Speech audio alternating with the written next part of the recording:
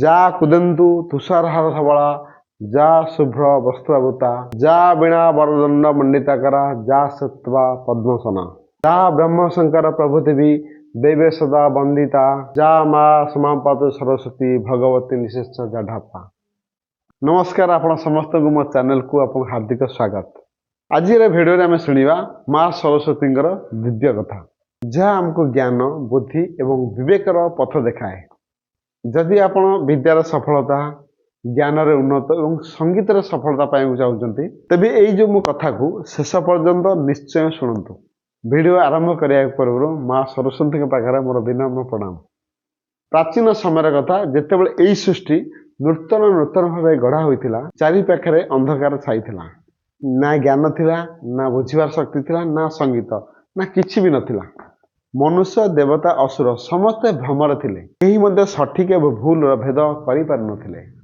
ତେବେ ଭଗବାନ ବ୍ରହ୍ମା ଭାବିଲେ, ତେବେ ଏହି ସୃଷ୍ଟିରେ ଜ୍ଞାନ ନଥିବ, ତେବେ ସଂସାର ଆଗକୁ କିପରି ଯିବ?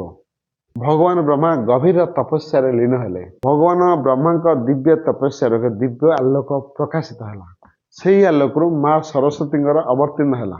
ମା ଶ୍ଵେତବସ୍ତ୍ର ପରିଧାନ କରିଥିଲେ, କମଳ ଉପରେ ବିରାଜମାନ କରିଥିଲେ। ତାଙ୍କ ହାତରେ ପୁସ୍ତକ, ବୀଣା, ମାଳ ଏବଂ କମଣ୍ଡଳ ଥିଲା।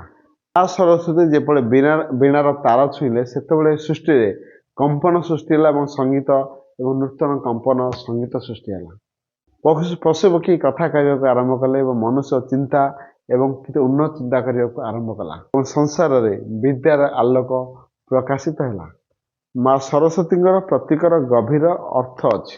ହଂସ ହେଉଛି ବିବେକର ପ୍ରତୀକ, ପୁସ୍ତକ ଶୁଦ୍ଧ ଜ୍ଞାନର ପ୍ରତୀକ, ବୀଣା ହେଉଛି କଳା ଏବଂ ସଙ୍ଗୀତର ପ୍ରତୀକ, ଶ୍ଵେତବସ୍ତ୍ର ହେଉଛି ପବିତ୍ରତା।